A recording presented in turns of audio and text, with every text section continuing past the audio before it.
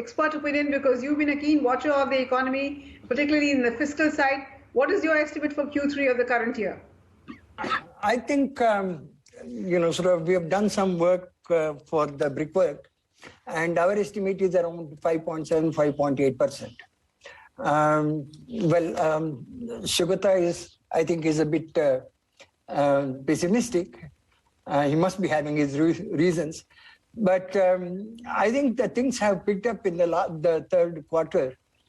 And though, there are base effect issues, but I think 5.8% is what we had expected. The fact that it's 5.4% comes on a base of just 0.4% for the comparable period last year. What does this mean for the year as a whole? Because remember, the RBI had stuck to that 9.5, and government, the first advance estimates had picked it at 9.2. So will it be lower than that? Will it be only 8 something, less than 9%, Govind, for the year as a whole? I think it will be less. In any case, if you really, just for the change in the base that has happened when they did the revision last time, I think it should be around, that itself should be around 8.6, 8.7. But then now, with the third quarter GDP estimated 5.4, I think the fourth quarter will be even much, substantially lower because of what Dr. Sanyal mentioned. You had a lot of other disturbances, and plus the third, third wave of the virus. I would say that, possibly it would, you should be very happy if it just touches 8%. I think there will be substantial revision. With Govinda Rao as well, on what happens to the monetary policy side of things, because we've heard in the recent policy also the stance remaining accommodative despite inflation remaining stubborn and closer to the outside fringe of what is the comfort zone of the MPC. With crude rising the way it is and the prevailing conditions, how does that trade-off take place? Saugata pointed out that there is going to be a little room on the fisc, but one might see lower growth and higher inflation. How does that trade-off take place now? I'll take on from what Saugata mentioned. I'm not too optimistic about the fiscal numbers. Tax receipts and disinvestment proceeds, they're all fine. Even RBI's dividend has been is very conservative this year. But the problem is on the expenditure side.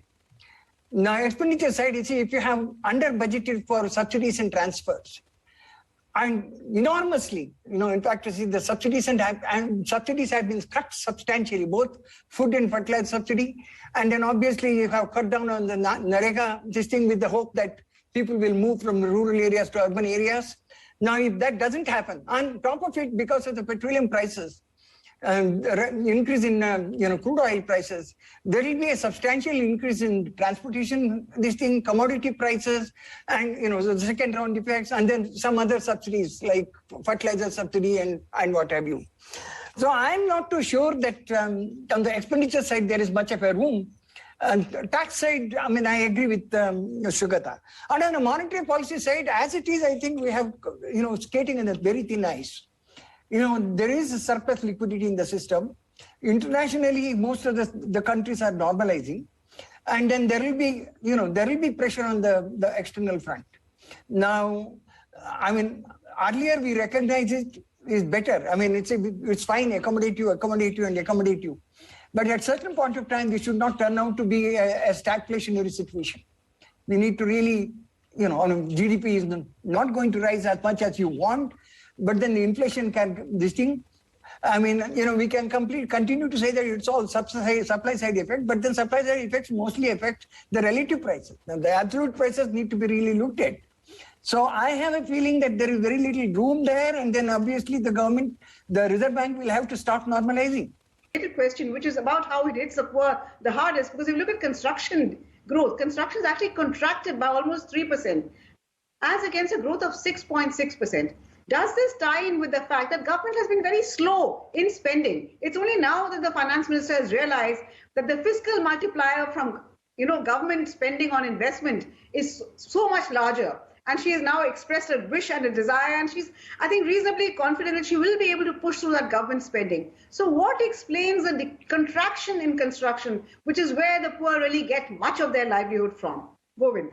Well, I think both, private capital formation and public capital formation has been on the slow. As far as the government capital expenditures are concerned, you have seen that by the end of December, as a proportion of the budget estimates, they were just a little over half, maybe 60% or so, which means that they have been pretty slow in spending. And then, of course, the private sector is still to take off. I mean, sort of investment is not really happening there. So even in construction, there's a lot of, sort of uncertainty. And then, of course, that's all that explains, perhaps, and we need to look at it possibly a little more carefully. But the major thing is that both public and private sector investment has not really taken off.